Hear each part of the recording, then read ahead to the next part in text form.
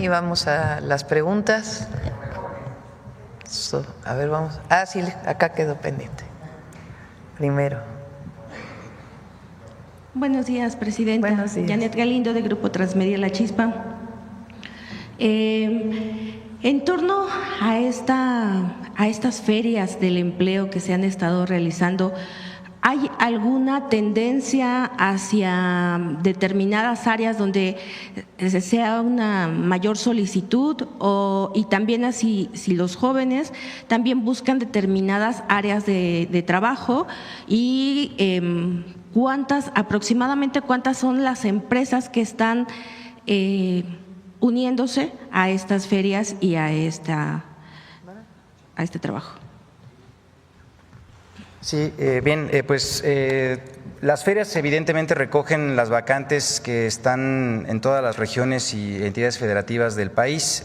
Pues como saben también, muy buena parte de la economía nacional se desarrolla en el sector servicios, muchas de estas vacantes pues evidentemente radicadas en ello, pero decirles que hay de todo en general, desde cocina hasta ingeniería, como también el propio, no sé, carpintería, en fin, pues es cuestión de que quienes estén interesados en buscar una vacante de trabajo lo puedan hacer a partir de también el portal y también enterarse de cuáles son pues todo el abanico que se tiene.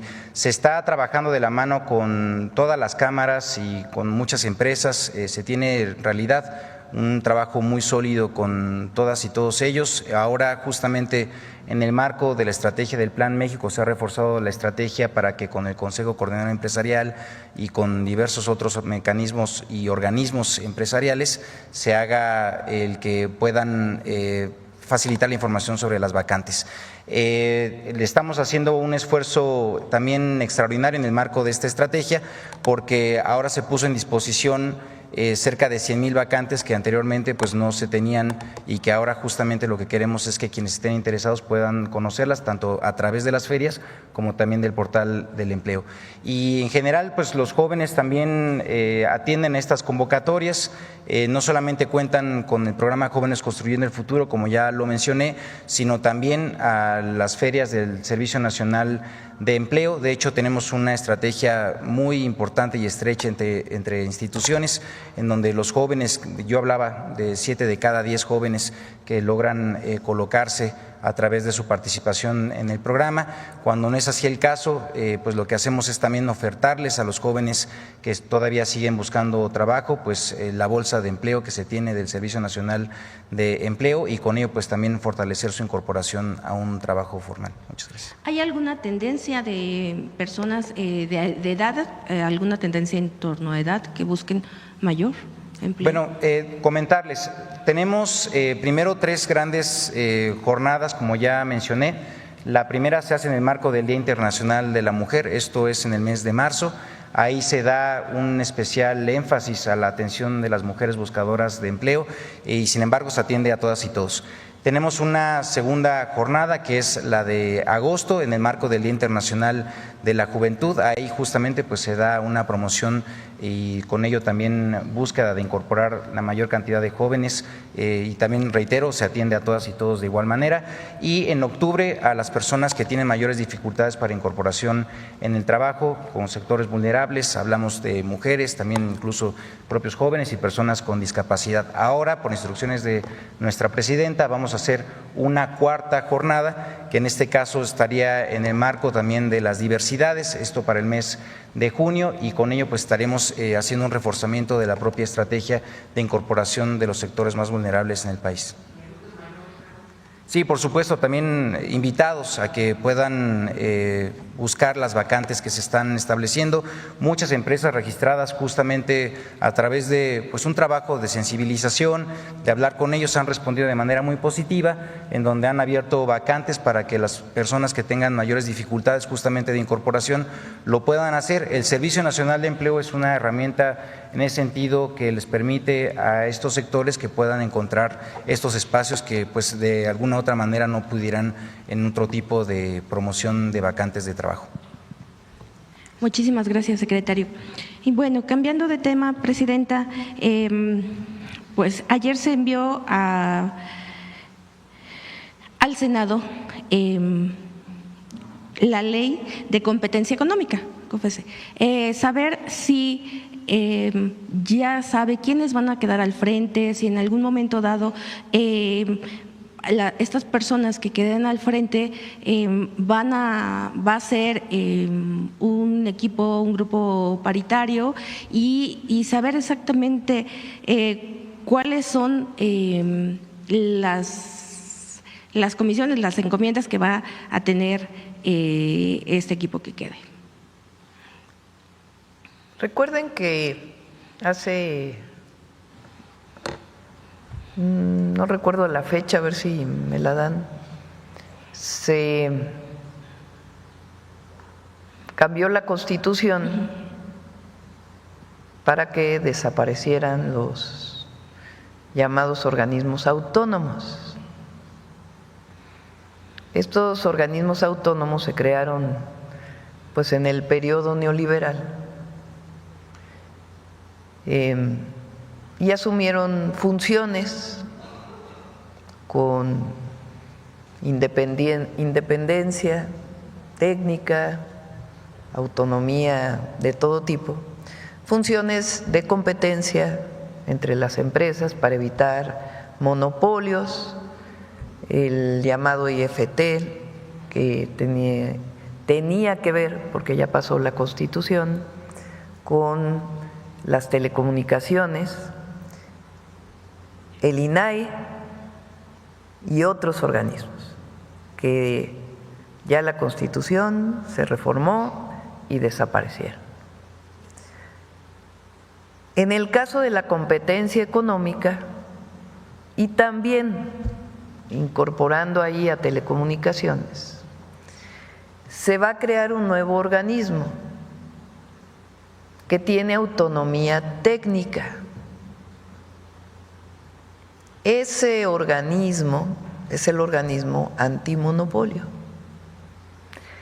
Va a estar constituido por personalidades que vamos a enviar desde el Ejecutivo al Senado de la República para que sean aprobados.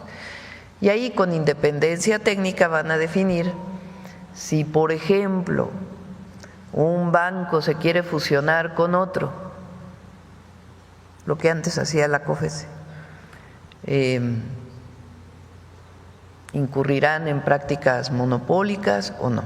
Y tienen pues todo el análisis técnico para poder definir y que no se concentre algún sector económico en una sola persona moral, en una sola empresa.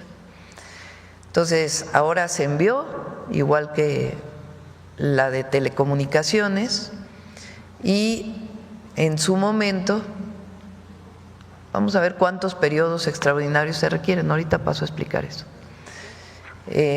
Se enviarán a los perfiles de las personas que van a estar ahí y que van a tener esta atribución. Se reduce de manera muy importante el número de personas que trabajaban tanto en el IFT como en la COFESE, porque algunas pues no era necesaria tanto personal, pero van a seguir cumpliendo con autonomía técnica estas funciones. Está hoy en el Senado de la República ambas leyes. Ahora, por todo este lío que se ha armado de la de telecomunicaciones, es una ley que viene trabajándose desde hace meses. Se le incorporó recientemente el artículo para que gobiernos extranjeros no puedan transmitir propaganda política, ideológica en nuestro país. Ese artículo se le acaba de incorporar, pero la ley venía trabajándose desde hace tiempo. Al desaparecer el organismo autónomo, pues entonces las atribuciones de ese organismo se separan, una parte en la agencia digital y otra parte en el nuevo organismo antimonopolio. Así queda, además del nuevo artículo. Ahora, hay mucha discusión sobre este tema. Una parte sobre un artículo que quedó ahí sobre plataformas digitales, en donde se establece que la agencia puede bajar las plataformas digitales. no tiene nada que ver con la censura por los contenidos. Se está dando una atribución a la agencia vinculada cuando el SAT establece que hay una plataforma digital que está violando o cuando alguna otra entidad.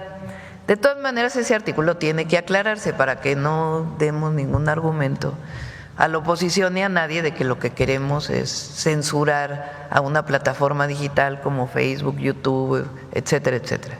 Siempre hemos estado en contra de la censura. Entonces, ese artículo en particular pues tiene que modificarse para quedar claro o eliminarse. Ese no es, digamos, el objetivo de la ley. No, si crea confusión y se piensa que es para censurar, nunca ha sido el objetivo, y en todo caso que se quite el artículo, se modifique la redacción para que quede absolutamente claro que el gobierno de México no va a censurar absolutamente a nadie, y menos lo que se publique en plataformas digitales.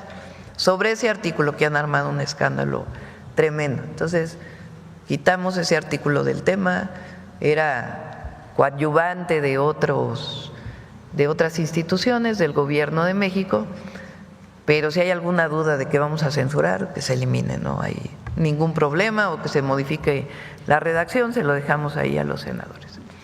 En lo que tiene que ver con las atribuciones que recupera el Estado mexicano, ahí sí, ayer lo comentábamos con la Secretaría de Gobernación, y hay dudas, pues que se abra la discusión en el Senado, no tienen por qué aprobarse el martes, que se abra la discusión. La CIRT, por ejemplo, pues tiene dudas, pues que ahí en el Senado se planteen, que vaya Pepe Merino a exponer, que vayan expertos que ayudaron a hacer esta ley a exponer de por qué es fundamental la recuperación de atribuciones para el Estado mexicano, y que se abra la discusión. No se trata de imponer nada. Lo que sí es que ya no va a regresar lo que existía antes. Es un nuevo esquema que no tiene nada que ver tampoco con autoritarismos, sino con recuperar atribuciones. Y si se puede mejorar, que se mejore, pero no vamos a regresar a lo que existía antes. Entonces, para que quede claro, el artículo que tiene que ver con las plataformas digitales, nunca ha sido nuestro deseo censurar a nadie. Entonces, o que se modifique la redacción o que se elimine el artículo, no hay problema, porque ese no es el centro de la ley. Y sobre la discusión de cómo se recuperan atribuciones en la agencia y qué atribuciones quedan en el nuevo organismo de competencia, pues que abra la discusión el Senado, y que en todo caso se llame a una extraordinaria en junio, mayo, para que pueda aprobarse. Se cierra el periodo de sesiones de la Cámara de Senadores y de la Cámara de Diputados el 30 de abril, es miércoles, ¿no? Sí. Entonces, para que no se diga que estamos ahí imponiendo, y que se abra la discusión sin problema, que se enriquezca la propuesta que hicimos en el marco de lo que se presentó, y que una vez que esté clara la orientación de esta ley, pues que se llame a un periodo extraordinario, que podría ser en mayo. Okay. De todas maneras, recuerden que nosotros queremos enviar varias leyes antes de que entre el nuevo Poder Judicial, porque es indispensable, porque la reforma constitucional reduce los tiempos de resolución del Poder Judicial en varios temas. Para que se pueda cumplir la Constitución tienen que modificarse varias leyes procedimentales, incluida la Ley de Amparo. Entonces va a presentar las propuestas para la discusión, y antes de septiembre tienen que aprobarse para que el nuevo Poder Judicial pues entre ya con todas las modificaciones reglamentarias que se quieran. ¿Sí se entendió? Sí, sí. Bueno. Pues pueden ser 2 extraordinarios, 3 extraordinarios. De todas maneras, del 30 de abril al 1 de septiembre, pues hay mucho tiempo, ¿no? Okay. Entonces, si es necesario, pues hablaríamos con el Congreso para que pudieran abrirse estos periodos extraordinarios, para que no tenga que aprobarse el martes las 2 leyes que enviamos y que se abra un periodo de conocimiento de cuál es el sentido de lo que estamos planteando, qué atribuciones se quieren recuperar, qué queda en el organismo de competencia, y este artículo pues que no sea el centro de la discusión, porque nuestro objetivo nunca ha sido ser o censurar absolutamente a nadie, al contrario, nosotros siempre hemos profesado, creído y promovido la libertad de expresión. Que pues también hablando de leyes, hace, si no me equivoco, hace 2 días también se aprobó la ley de armas en la Cámara de Diputados. Después de esta aprobación, trascendió en muchos medios que en diferentes dependencias, como Pemex, como CFE, que iban a poder portar armas. Entonces, no sé si nos pudiera también explicar un poco. Porque son las áreas de competencia que tienen que ver con seguridad y que están vinculadas con la Exacto. Guardia Nacional o con la Exacto. Sedena o con la Marina o con la Secretaría de Seguridad y Protección Ciudadana, pero no hay más que eso. Y se amplían sanciones en esa ley. Una parte muy importante es que la ley anterior ya tenía muchísimo tiempo. Ahora hay nuevo armamento, incluso armas que se pueden fabricar con impresoras de 3D. Sí, en tercera dimensión. Y esas no estaban catalogadas o tipificadas en la antigua ley. Entonces, pues tienen que estar catalogadas, tipificadas, porque están prohibidas. Entonces, eso queda establecido en la nueva ley, entre otras cosas. Y mayores sanciones también a la aportación de armas de fuego. Ok, muchísimas gracias, doctora. Y en cuanto a el pago de los fideicomisos de la Suprema Corte, ¿cómo va este tema? Pues ya está en la tesorería ese recurso.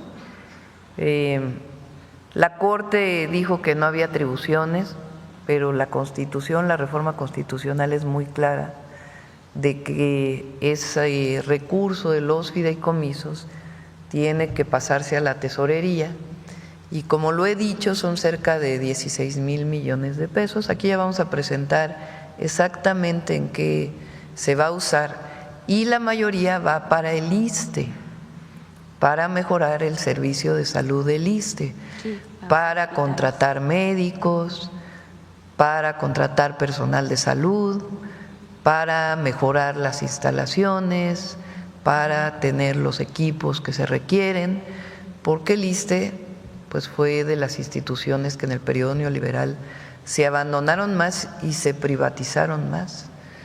Entonces, este recurso pues va para que los trabajadores del Estado, incluidos los del Poder Judicial de la Federación, puedan tener acceso a un sistema de salud más digno. Pero ya están en la tesorería esos recursos. La Corte dijo que no había atribuciones para mandarlo por parte de Nafinsa a la tesorería, pero la Constitución lo dice con toda claridad, no hay ninguna duda. Una parte, recuerden, cerca de 800 millones fueron al Instituto Nacional Electoral para ampliar el número de casillas para la votación del Poder Judicial. Y la otra, aquí vamos a presentar ya con detalle en qué va a ser utilizado este recurso, para que haya toda la transparencia. Muchísimas gracias, doctora. Ya nada más preguntarle si va a… bueno, sabemos que usted no va al Vaticano, pero si ya firmó, si usted va a firmar el libro de condolencias que la Nunciatura Apostólica dio a conocer, o lo va a firmar secretaria Rosa Isela. Gracias. ¿Va a estar aquí esa parte? O sea, el libro va a estar El libro, aquí. sí, el libro se dio de manera digital, lo dio a conocer la Nunciatura, se dio a conocer de manera digital y, bueno, dentro de las actividades que tiene pues la Iglesia Católica es una Les voy a poner misa. un video Ajá. inédito del Papa Francisco. Ay, sí. Me lo envió una persona a los mexicanos y a las mexicanas. Tenía mis dudas porque tiene una parte religiosa, pero la parte final es muy bonita. Entonces, va pues al Papa Francisco y al pueblo de México y particularmente a las y los católicos, a ver si nos lo ponen. Una vez estuve en México, 2 veces viajé a México. Una vez como papa, otra vez antes en un congreso. Y cuando estuve como papa, la cosa que más me acuerdo fue cuando estuve sentado mirando la Guadalupana. Y se me pasó el tiempo, me tuvieron que sacar, no me di cuenta. Ustedes mexicanos tienen una gran suerte.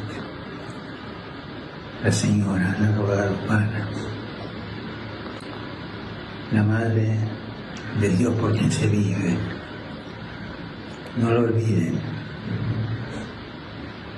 Recurran a ella. Me dicen que todos los mexicanos son guadalupanos, incluso los que no creen en Dios, sigan siendo guadalupanos. Que Dios los bendiga. Para todos. Muchas gracias. Adelante. Doctora. Gracias, buenos días, Presidenta. Arturo Pavón, del Chapucero y Efecto Colateral.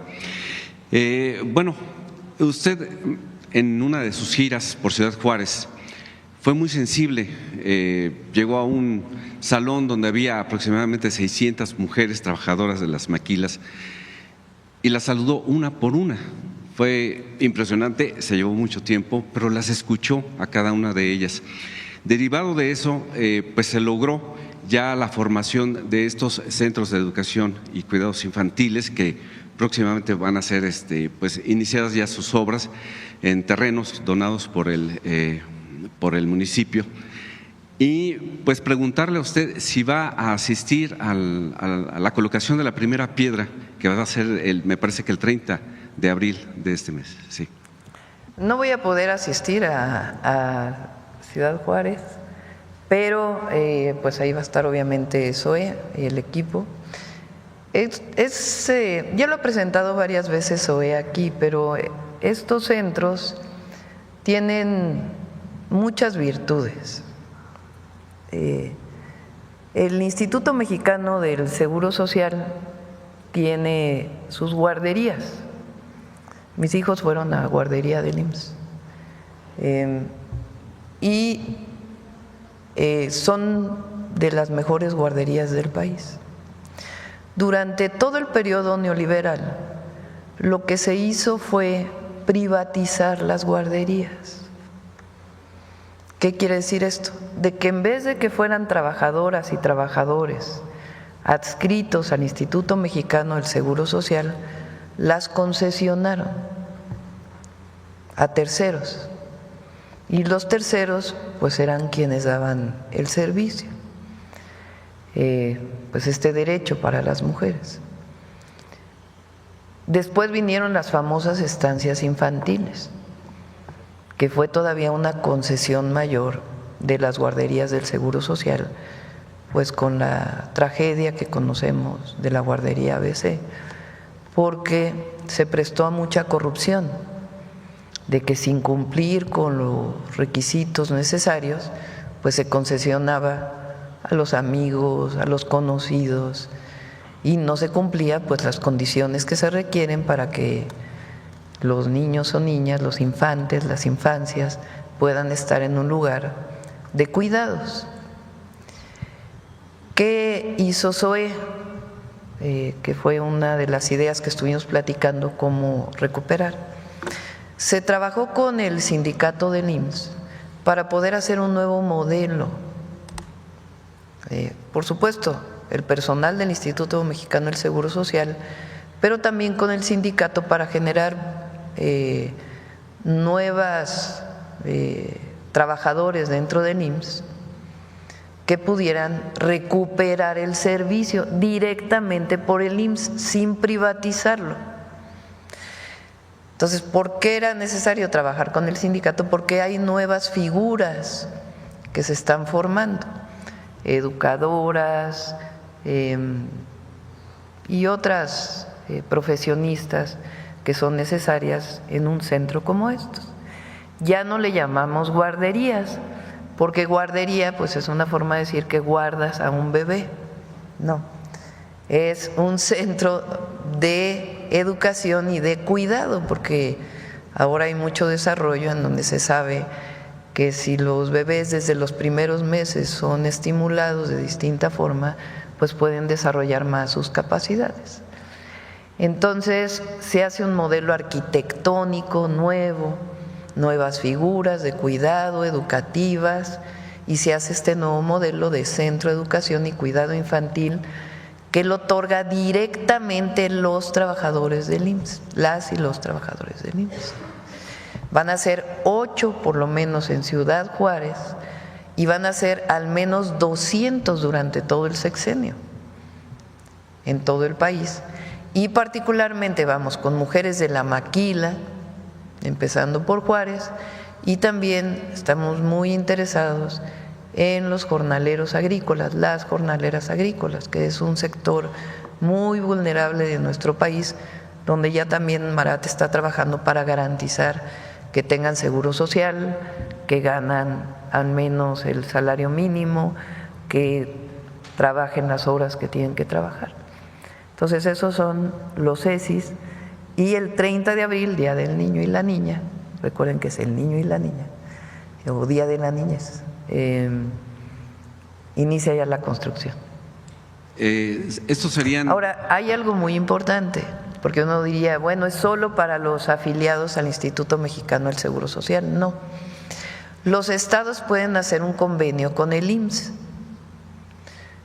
en particular los DIF, y pueden decir, a ver, puedes recibir a estas personas, y el DIF o el gobierno del estado le pagaría al Seguro Social lo que correspondería a los niños y niñas de familias que no están afiliadas al Seguro Social.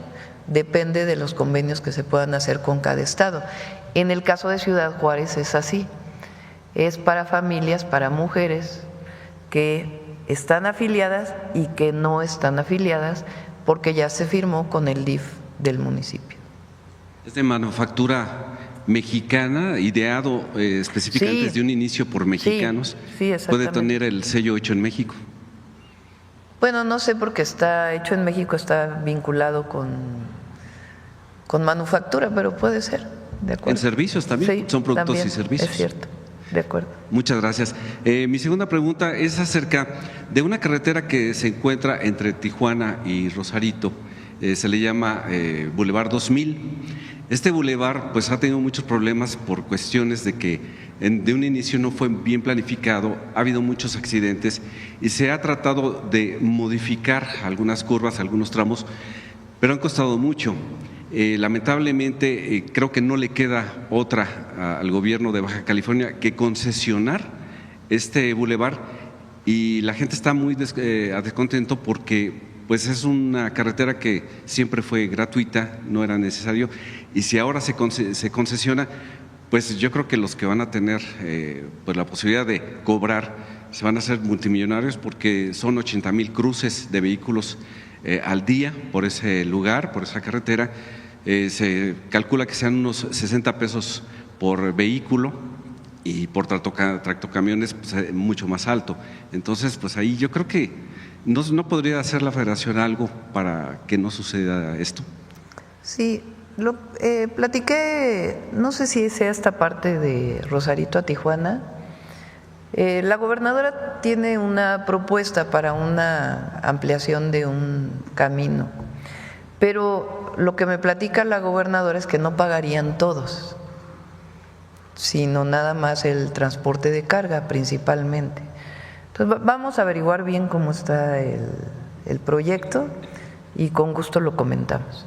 Muchas gracias. Y ya para finalizar, pues debido a la caída del precio del petróleo, la OPEP ha hecho una sobreproducción y entonces baja el petróleo. En este caso, ¿habría algún impacto positivo o negativo en el presupuesto de? Está considerado la posibilidad de la baja. Hay ahí pues una especie de seguro, digamos, frente a una caída mayor del precio del petróleo. Entonces, y el precio del petróleo, a ver, pregúntale a Hacienda, no me acuerdo exactamente el precio del petróleo que se puso en el presupuesto de egresos de la Federación, en la Ley de Ingresos, pero hasta el momento no tenemos ningún problema y hay mecanismos que se usan desde hace mucho tiempo para evitar que impacte en el presupuesto una caída mayor del precio del petróleo. Y ya por último. Por cierto, también el INEGI acaba de sacar el indicador, el IGAE, que es el indicador más oportuno en la actividad económica para febrero y crece 1% para el mes de febrero. Entonces, es un buen número y va a crecer porque ahí, por ejemplo, está todavía la construcción no se encauza como se va a encauzar, ya inició su encauzamiento, tanto de obras públicas como privadas. Pues la vivienda apenas está tomando su curso y las obras públicas pues van a iniciar prácticamente todas en junio. Ya iniciaron algunas, van a iniciar en junio. Por cierto, aprovecho para decirles que el sábado damos el banderazo de salida del tren a Progreso, del tren Maya de carga que va de la línea actual hasta Progreso en Yucatán. Y el domingo, este fin de semana ahora nos vamos a Cancún, luego vamos a estar en Yucatán y después, Quintana Roo, Yucatán y luego Campeche. Y regresando de Campeche el domingo vamos a Querétaro, porque vamos a dar también el banderazo de salida del tren México-Querétaro, que ya inicia su construcción a cargo de la Sedena. Entonces es un buen indicador y además pues con la construcción pues va a crecer todavía más en los siguientes meses. Sobre lo de Progreso, precisamente ya se está haciendo una inversión de aproximadamente 8,000 millones de pesos por parte del gobierno de Yucatán. Esta construcción de puerto de altura, más o menos, ¿cómo sería usted? Pues ahí esténse pendientes porque mañana vamos a Progreso con el almirante ahí nos va a dar toda la explicación porque ya inició el dragado para que tenga todavía más altura el puerto de Progreso y de ahí nos vamos al banderazo de salida del tren. Entonces uno es con la Marina y otro es con la Sedena. Muchas gracias. Sobre jóvenes. Sí, Presidenta, buenos días. Máximo Allende para El Soberano. Siempre es satisfactorio poder compartir que un servidor fue egresado de la primera generación del programa. En aquellos días se pagaba 3,600 pesos, era el equivalente a un salario mínimo. Y en ese sentido preguntarle al secretario, aprovechando, ¿qué mecanismos de verificación hay ahora para, pues que la Secretaría corrobore que el joven está pues digamos en condiciones del espacio de trabajo al que se inscribió?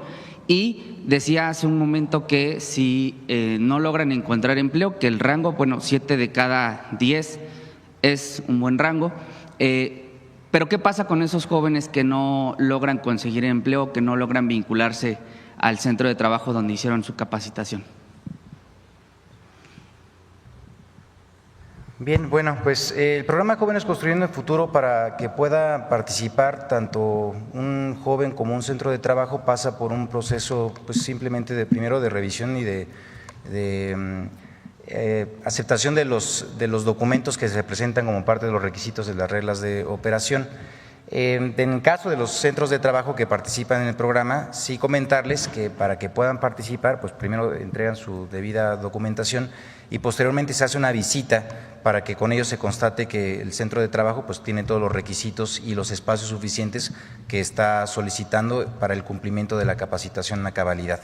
Posteriormente, a los jóvenes también se les vuelve a convocar una vez iniciada su capacitación, primero para la entrega de su tarjeta del Banco del Bienestar, que es el método de pago mediante el cual se les hace justamente el depósito del salario mínimo.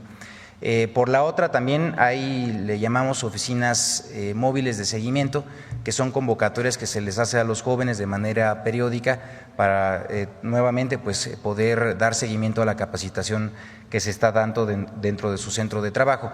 Y de igual manera siguen las visitas de supervisión en los centros de trabajo, que es pues una suerte de inspección que hace un servidor público por parte del programa, en donde se vuelve a visitar al centro de trabajo y dándole seguimiento al cumplimiento de ello. Además, se deben de presentar mensualmente las evaluaciones por parte de los tutores a los jóvenes en seguimiento de las mismas, y se tiene siempre pues abierta la comunicación con los jóvenes en caso de que se presente pues algún señalamiento que tenga que ser atendido por parte de las autoridades en el programa Jóvenes Construyendo el Futuro.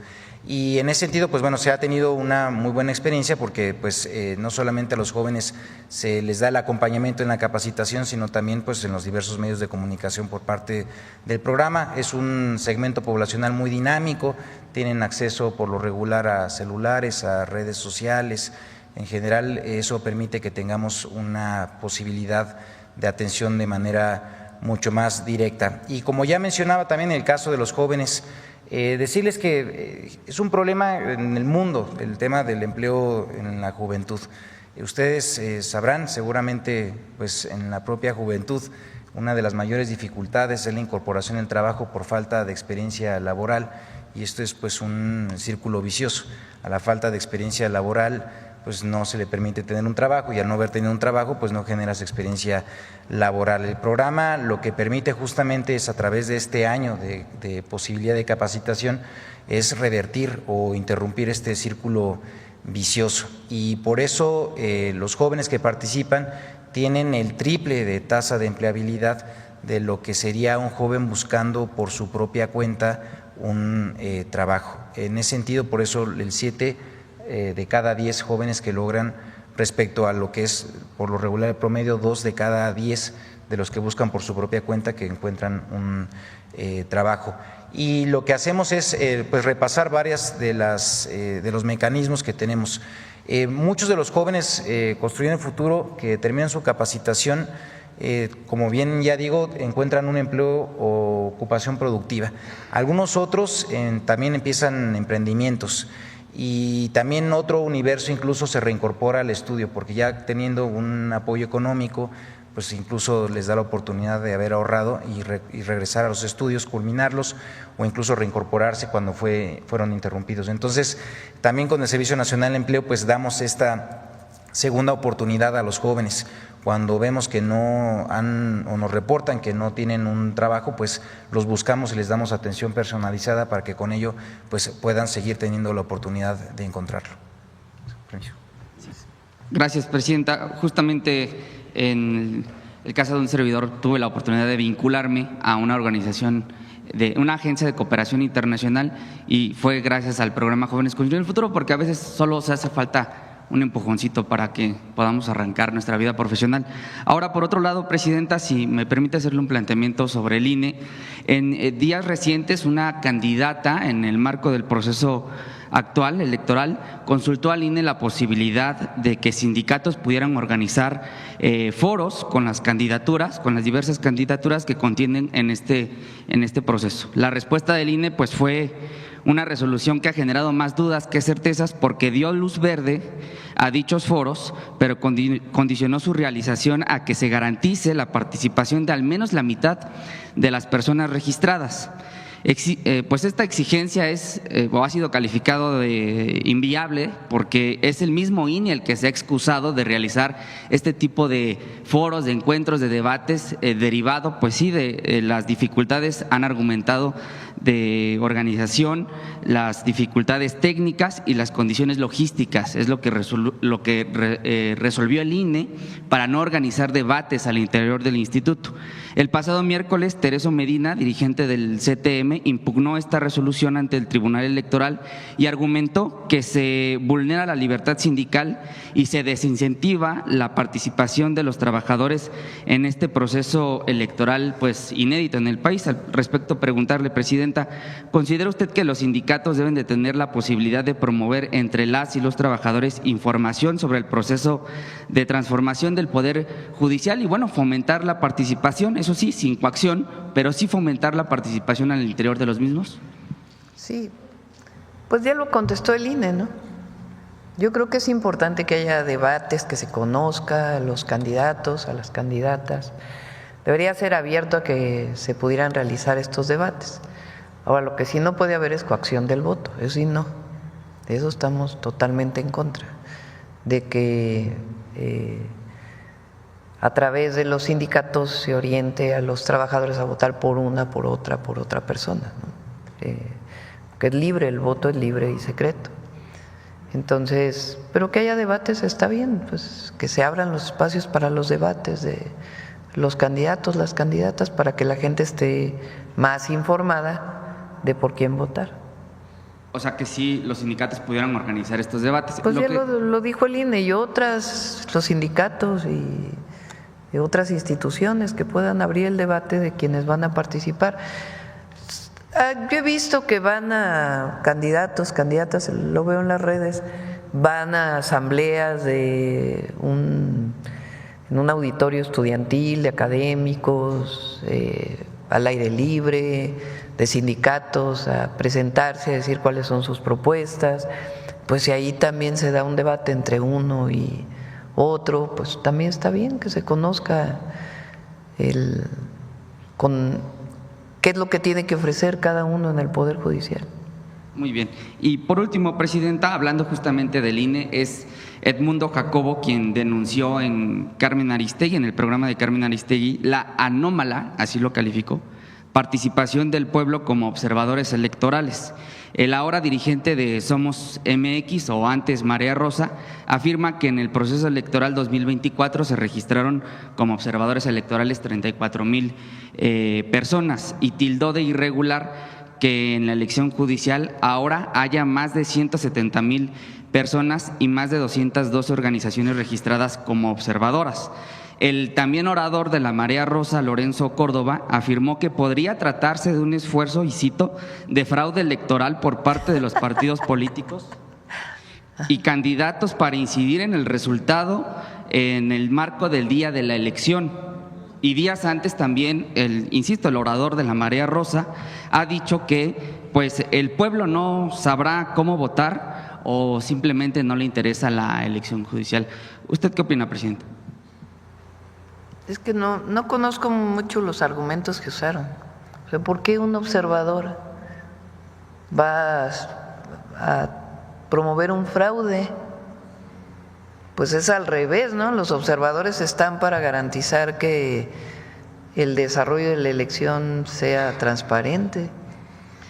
Normalmente en una elección, pues, ¿quiénes son, además, obviamente, los candidatos? De acuerdo con la Constitución y con las leyes electorales, ¿quién postula a los candidatos? Puede haber candidatos independientes que no tengan partido político, pero normalmente los postulan los partidos políticos. Por la historia de fraudes electorales en nuestro país, desde las primeras reformas electorales, se planteó que hubiera representantes de casilla de los partidos políticos para evitar que hubiera fraude electoral. De ahí viene la representación de terceros, que no tiene que ver directamente a los funcionarios de casilla, que en México pues son voluntarios. Pero podemos hacer la historia de cómo en el 88, en el 2006, en el 2012 con la compra de votos, pues, y antes incluso, hay historia de fraudes electorales. todo el argot de fraudes electorales asociado a cómo en su momento el PRI, después el PRIAN, y movilizaban a la gente para poder rellenar las casillas, por ejemplo, cómo en el 2006 cambiaron las actas y las actas no decían lo que realmente había pasado en la casilla. Eso se demostró porque en el 2006 se abrieron un montón de casillas y se demostró que lo que estaba escrito en el acta no era lo que estaba en las boletas. Entonces, por eso hay observadores, pero dentro de la casilla pues hay representantes de los partidos políticos o en todo caso el candidato, si es independiente, para evitar y que haya observadores del proceso fuera de los funcionarios de casilla. Ahora pues no participan los partidos políticos en esta elección, es una elección de personas, los partidos políticos está prohibido que participen. Entonces, ¿qué fue lo que hizo el INE en similitud? Pues observadores ciudadanos, y que se apunten como observadores ciudadanos las personas que quieran estar en la casilla y garantizar que pues se desarrolla bien la elección, porque hay un momento, aparte de todo el periodo de la elección, en que se cierra pues ya el lugar de votación y empiezan a contar los votos. Entonces el INE decidió que ahora sean ciudadanos los que se quieran apuntar para ser observadores. ¿Qué tiene eso? O sea, que alguien me explique cómo eso está asociado a un fraude. Al revés, pues supuestamente son ciudadanos interesados en observar que se lleve a cabo bien la votación. Entonces, ¿Lorenzo Córdoba está en contra? Pues sí, él estuvo en contra de la reforma al Poder Judicial, él no cree que el pueblo de México pueda decidir, él cree que unos cuantos deciden por el pueblo, nosotros no, y el pueblo de México votó abrumadoramente por nosotros, entre otras cosas porque quería reforma al Poder Judicial, porque esa fue parte de nuestra campaña.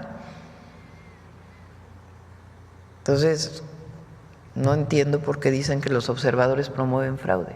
Y de que esté en contra, pues sí está en contra, y pues hay libertad de expresión, lo puede expresar, pero evidentemente no estamos de acuerdo. Y que alguien me explique por qué el tener un observador representa un fraude, pues es todo lo contrario, ¿no? Sin embargo, el agravio en el marco de la libertad de expresión es para el pueblo, porque el mismo Córdoba, independientemente de Córdoba, hay otros intelectuales que tildan al pueblo, a los ciudadanos que vamos a salir a votar el 1 de junio, pues de que no, ni sabemos, ni les interesa, dicen estos intelectuales, la conformación del Poder Judicial. O sea, simplemente es tildarnos de ignorantes a los que vamos a salir a votar el 1 de junio. No, y él, pues hay una grabación ahí muy conocida de él hablando con otro funcionario del INE de cómo se burla de una manera racista, discriminatoria, de quien tendría todo lo contrario en su momento, porque era presidente del INE, garantizar la igualdad, cómo se burla de un indígena que solicita una audiencia con él. Entonces, pues esa persona, pues, ¿cómo va a pensar que un indígena puede votar por el Poder Judicial si es racista? Pues no, pero nosotros pensamos todo lo contrario y afortunadamente la gran mayoría del pueblo de México quiere participar en la definición del Poder Judicial. Y el INE, pues espero que haga un buen trabajo. Hasta ahora ha coordinado y organizado bien la elección. Gracias, presidenta.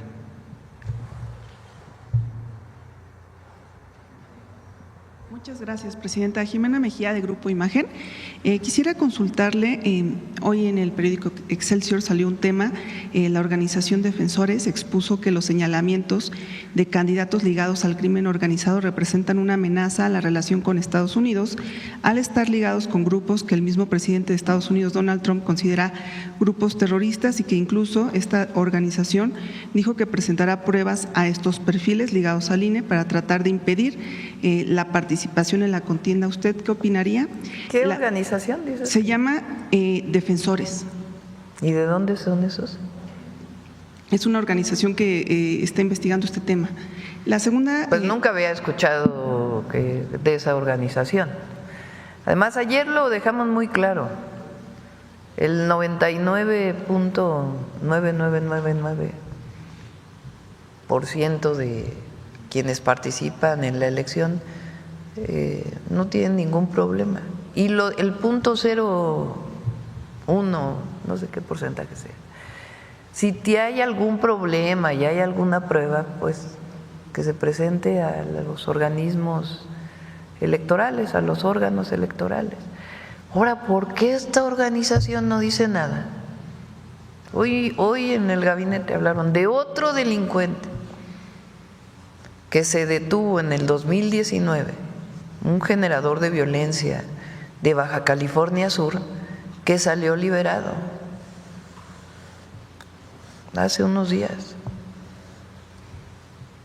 Entonces, ¿por qué no hablan de eso? ¿Por qué no hablan de el otro delincuente que liberaron vinculado con los bloqueos que se dieron hace unos días en Michoacán? ¿Por qué no hablan de que el Poder Judicial no resuelve casos graves de personas que no cumplen con sus obligaciones en el pago de impuestos? ¿Por qué no hablan de eso? El otro caso ya dijimos, y hay algunos casos, ya hay pruebas, y pues que se presenten, y desde nuestro punto de vista todavía puede actuar la Sala Superior del Poder Judicial. ¿Usted descarta que afecte a la relación con Estados Unidos? ¿De dónde? Usted también plantea que se puede modificar la redacción o eliminar el artículo sobre las plataformas digitales de la reforma a la Ley de Telecomunicaciones. ¿Usted, Presidenta, estaría dispuesta a escuchar a representantes de los medios de comunicación ante las inquietudes o todo tendría que ser en el legislativo? En el Senado, ya que ahí se defina, y ahí puede ir con gusto Ernestina, Pepe Merino, que ayudaron a redactar esta ley, pues a escuchar. A lo que sí es que no se va a regresar a lo que había, lo que se está planteando, y además ya fue establecido por la Constitución al eliminar los organismos autónomos, pues es que hay una recuperación de funciones, pero que se explique, que se dialogue, que se vea si hay algún caso en donde hay alguna duda, no solamente que se aclare, sino si todo puede ser perfectible. Y no se trata de aprobar así a fuerzas todo en un día. Entonces hay que escuchar, siempre hay que escuchar, pero no se va a regresar a lo que había antes. Y tampoco tienen por qué tener preocupación de que vaya a haber un asunto autoritario, de que alguien vaya a hacer algo indebido. No es la intención de la ley, nunca. Entonces, que ahí abra el Senado este espacio de información, debate, perfeccionamiento de la ley, y ahí pueden estar Pepe Merino y algunos otros secretarios del gobierno para poder escuchar, dialogar y perfeccionar en el marco de lo que fue presentado. Sobre el lamentable asesinato de Carmen Morales, la madre buscadora y de colectivo y Guerreros Buscadores de Jalisco y su hijo, ¿hay alguna información que le hayan dado a usted en el Gabinete de Seguridad sobre las personas que pudieron asesinarla, o alguna información sobre la versión de la Fiscalía Estatal que dijo que había indicios que no fue su labor la que originó el ataque, sino que iban por su hijo? Recibí una carta, primero es muy lamentable, y nuestra solidaridad a todos los familiares de personas desaparecidas, y en particular este trágico acontecimiento. Está hablando la Subsecretaría de Derechos Humanos con la familia, buscándola para poder pues apoyarles en todo lo que requieran, y tiene que investigarse a fondo. No puede haber en un día, no tuvo nada que ver con su labor, que se investigue a fondo. La carta que recibimos, a ver si la tienen por ahí, si me la manda Luisa, o la tienen por ahí. La segunda parte de qué es lo que, porque es una carta que me envían a mí. ¿Sí la tienen? Sino que no la bajen para poder. Por cierto, el precio del petróleo está en 57.8 en la ley de ingresos. Pero en particular en la carta, les voy a poner la última parte porque nos piden que intervengamos en el caso de Jalisco para que haya justicia. Y vamos a estar atentos y tiene que investigarse realmente a fondo de por qué ocurrió este hecho, si fue por la labor de búsqueda que estaba haciendo o no, pero que sea una investigación a fondo. Y por último, Presidenta, sobre los recientes diálogos que tuvo con el presidente de Estados, Donald Trump, ¿le hizo ya una invitación formal para que vaya a la Casa Blanca? Y si es así, ¿tiene programada una fecha o sigue analizándolo? Sí, todavía hemos hablado de que sería bueno encontrarnos en persona, pero no hay todavía algo formal y sigue el diálogo. Cuando hace falta, pues hablamos de manera directa, pero hay diálogo, el secretario de Hacienda, el secretario de Economía, estamos trabajando sobre los dos temas que nos interesan mucho, que es el tema automotriz y el tema del acero y el aluminio. Sí, continúan las pláticas, no está cerrado nada, sino que seguimos trabajando en esos temas. Le agradezco, Presidenta. Pedimos a la Presidenta que ejerza presión sobre el Estado de Jalisco para que se tomen medidas concretas para prevenir la violencia y garantizar la justicia para las víctimas y sus familias. Entonces, vamos a estar cerca del colectivo y de la familia y apoyando a la Fiscalía de Jalisco en lo que haga falta. Gracias. Acá. Sí, Ya son 9:07 hoy, nos tenemos que ir pronto porque vamos hasta Quintana Roo. Ajá. Buenos días, Presidenta, a los integrantes del gabinete, a los compañeros. Demián Duarte, de Sonora Power, Lobos Cadena 7. Presidenta, sobre el tema, aprovechando la presencia del secretario y de la directora de Protección Civil, preguntarles sobre la relevancia que tiene esta Feria Nacional del Empleo en el marco, pues, de lo que se ha presentado el Plan México y la relevancia también desde su punto de vista, Presidenta, de este simulacro en el que vamos a participar el próximo martes todos los mexicanos. La prevención es nuestra fuerza, en el caso de la protección civil y en otros temas también, pero en particular en el caso de la protección civil. Entonces, que todos participemos en los simulacros para saber qué hacer, cómo tenemos que comportarnos, es muy importante. En la ciudad ha ayudado mucho, que es donde vienen los simulacros desde hace tiempo, particularmente el 19 de septiembre, y desde el presidente López Obrador ya se hace también en otra fecha, no solamente el 19 de septiembre. Entonces, son muy importantes para que las familias, los espacios públicos, privados, conozcan qué hacer frente a un caso en particular de sismo. Y bueno, pues ya hablo mucho sobre el programa de 100,000 empleos más, además de lo que ya tiene contemplado la Secretaría del Trabajo. Fíjense, Marat dice 167,000 empleos se han dado a través del Servicio Nacional de Empleo desde que llegamos al gobierno, de octubre a la fecha, y son empleos formales, obviamente. Adicional a lo que normalmente ocurre en el año, pues queremos 100,000 más. Entonces, por eso son las ferias y la promoción del propio portal. Y ahí las empresas privadas se inscriben cuando tienen un puesto, desde un gerente de un lugar de trabajo hasta un oficio o una profesión. Entonces ahí se incorporan, la Secretaría del Trabajo incluso se encarga de hacer entrevistas muchas veces, y las ferias pues ya es directamente, físicamente, para que las personas vayan, y ahí pues se da la orientación y también los empleadores para que puedan de una vez establecer la relación para la contratación. Sí. En el marco de la relación con Estados Unidos, Presidenta, apareció hace unos días un estudio muy interesante de la Universidad de California en Los Ángeles, de la Universidad Luterana de California, donde habla justamente del crecimiento que tiene la economía de los latinos en Estados Unidos. Usted sabe que los latinos, la gran mayor parte, pues son mexicanos, ¿no? Que viven en los Estados Unidos.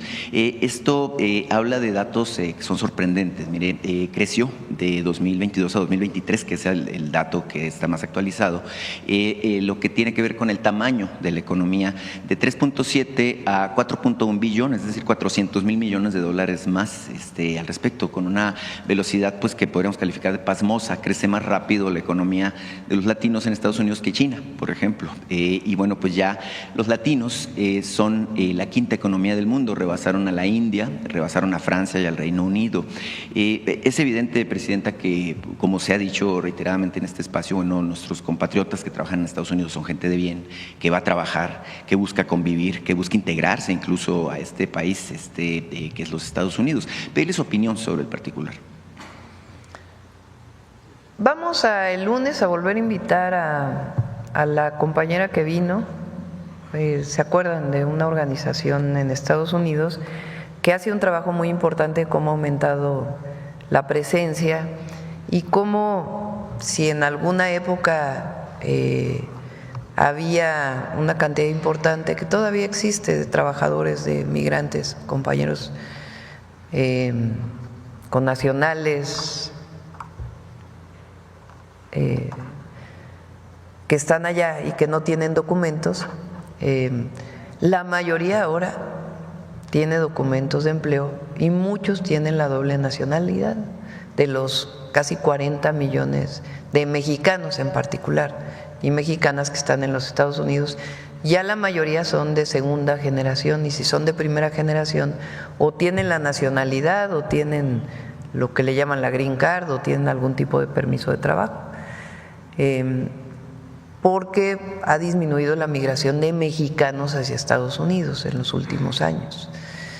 Entonces ya es menor, digamos, el porcentaje de personas que no tienen documentos para trabajar allá, pero que generan pues una riqueza enorme para la economía de los Estados Unidos. Entonces vamos a recuperar estos temas en la mañanera y vamos a invitarla la próxima semana para que hable justamente de esto, de cuál es la presencia de las y los mexicanos y las y los latinos en Estados Unidos. Hubo un video que sacó la actriz Salma Hayek hace poco, también muy bueno, la verdad, de reivindicación de todos los latinos que están trabajando en los Estados Unidos y de cómo las y los migrantes van a Estados Unidos por necesidad y que no se les debe criminalizar y que al contrario se debe reconocer ampliamente el trabajo que realizan, porque apoyan a nuestra economía enviando remesas, pero sostienen en una buena parte la economía de los Estados Unidos. Sí, en este mismo entorno, nada más que al revés, es decir, la presencia de ciudadanos norteamericanos que viven en México. Pues se estima como en 1 millón. Muchos tampoco tienen documentos, vienen aquí, se quedan, y de muchos niveles económicos, de una diversidad muy grande, sobre todo jóvenes, vienen a México, no solo a la Ciudad de México, sino a muchos estados de la República, porque muchos trabajan a distancia. Entonces, pues México es un lugar maravilloso para vivir. Vienen a México, aquí se les recibe con cariño y desde aquí trabajan. Zonas en la ciudad, por ejemplo, que se caracterizan, pues es en la delegación Cuauhtémoc o en la alcaldía Cuauhtémoc, la Condesa, la Roma y otras, la Juárez, ya también tienen muchísimos jóvenes estadounidenses que vinieron aquí a quedarse y a trabajar. Se estima que es 1,5 millones de norteamericanos que viven en México, algunos de manera legal, mira, 1,5 millones. Otros sin papeles, como dicen los nómadas digitales. Y sí, México es un país maravilloso. De hecho, prácticamente en todo el país se da este fenómeno. Por ejemplo, en Sonora, ¿no? Hay una colonia muy grande de ciudadanos norteamericanos, en Sinaloa. Y justo También, esto me lleva Baja California Sur. Por supuesto, y distintos lugares del país. Pero esto me lleva a un suceso que ocurrió en Mazatlán. No sé si usted lo vio, fue muy sonado en redes sociales, de un ciudadano norteamericano que fue y maltrató a un trabajador, a un obrero mexicano de la construcción, porque no lo dejó comer en la vía pública, argumentándole que estaba fuera de su casa, ¿no? Esto propició incluso pues una indignación entre los ciudadanos de Mazatlán, que fueron a manifestarse incluso afuera de la casa del norteamericano, pidiendo respeto para México y para los mexicanos. Ese es el punto, ¿no? Que todos ellos son bienvenidos, con los brazos abiertos, damos la bienvenida a los norteamericanos, pero evidentemente que los mexicanos queremos respeto en nuestro país, para nosotros mismos. De nuestro país y fuera de nuestro país. Y por supuesto, preguntarles a México y a los mexicanos se nos respeta. Y actitudes racistas, clasistas, no son aceptadas en México. Bueno, pues nació por ahí un hashtag que dice que todos somos Jorge, porque bueno, el obrero se llama Jorge, ¿no? Entonces, sí, y además nuestra solidaridad con él y a todo mexicano y mexicana, porque no es asunto de extranjeros. Hay muchos mexicanos todavía muy conservadores que tienen actitudes racistas y clasistas, y eso tiene que eliminarse en nuestro país. Todos somos iguales, todas somos iguales. Entonces, y quien viene a visitarnos, pues tiene que respetar a las y a los mexicanos. Sí, Presidenta, sin ánimo de abusar del tiempo, le quiero comentar un par de cosas. Mire, del informe que presentaron de seguridad el pasado martes, llamó mucho la atención, obviamente el 33% de reducción no es asunto menor, es 1/3 de la incidencia de homicidio doloso lo que se logró disminuir prácticamente en los primeros 7 meses de su administración. Me llamó mucho la atención el caso de Sonora en particular, porque pasamos del lugar 7 al lugar 14, es un dato que en muchos casos pasó inadvertido. Y esto coincide mucho con lo que dice la Encuesta Nacional de Seguridad en el Entorno Urbano, la ENSU, que habla justamente de que los 3 centros urbanos de estudio, en este caso Nogales, Hermosillo y Cajeme, de un municipio del que hablamos hace poco aquí, como caso de éxito, lograron disminuir también de manera importante la sensación que tiene el ciudadano de seguridad. Es un tema relevante. Ahora, el asunto es que en Sonora nos queda al parecer un foco rojo, que es el caso de San Luis Río Colorado. En este municipio incluso se decidió hace poco que se iba a establecer una estrategia de mando único. Me han pedido mucho los ciudadanos de San Luis Río Colorado, tengo una relación cercana con esa muy lejana frontera, en términos de que, bueno, pues ellos están preocupados evidentemente por lo que pasa, porque incluso a plena luz del día pues ha habido situaciones muy fuertes, y me piden que le pregunte, Presidenta, que así como, por ejemplo, Omar García Harfuch ha tomado en sus manos de manera directa el tema de Guanajuato o el tema de Culiacán, si es posible que el secretario de Seguridad Pública pueda atender, junto con las autoridades, por supuesto, de Sonora, este tema que tiene que ver con San Luis Río Colorado. Estamos ayudando. El gobernador ha sido un gran trabajo. Queremos mucho a Alfonso, y además trabaja muy bien en Sonora, temas de seguridad y muchos otros temas.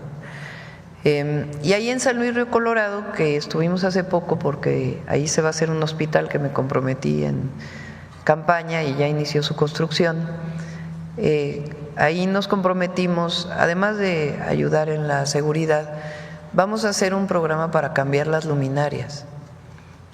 Tienen luminarias todavía de sodio, de esas luminarias amarillas que había hace tiempo, y vamos a hacer un cambio de luminarias por luminarias LED y a poner senderos seguros en varios lugares, lo cual va a ayudar mucho. Se está haciendo el levantamiento, esperemos que podamos iniciar este año en algunas de las avenidas, y si no, pues ya ponemos todo el recurso para el próximo año. Pero sí se va a ayudar a San Luis Río Colorado. Ahí está pendiente la aduana, por cierto, también. Bueno, por último, Presidenta, mire, se habla mucho de censura y que incluso su gobierno es autoritario y una serie de cosas que obviamente no vienen al caso, ¿no? Aquí todos podemos hacer uso de la palabra publicar, además los contenidos, y es importante eso, ¿no? Porque hablan de que la dictadura, el comunismo y quién sabe qué cosas. El asunto es que hay quienes han encontrado la manera de buscar acallar a los periodistas, a los que estamos aquí en la mañanera, recurriendo a estrategias jurídicas, amenazas, tratan de intimidarnos, precisamente diciéndonos que nos hay van a que demandar. predicar con el ejemplo. Claro, o demandándonos incluso, ¿no? Porque hay quien habla de libertades y es quien pone denuncias contra los periodistas. Sí, los buenos periodistas. Y es importante decirlo, buenas periodistas.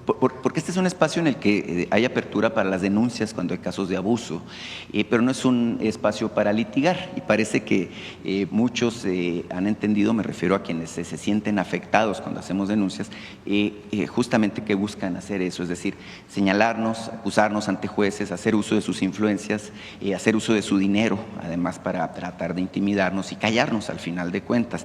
Mire, Presidenta, yo me veo obligado a leer un documento, incluso yo en su momento no mencioné los nombres de las personas, pero me piden que lo haga, ¿no? Entonces, el 7 de febrero pasado hice referencia a un grupo empresarial que se llama Simsa, que opera sobre todo en el área de La Laguna.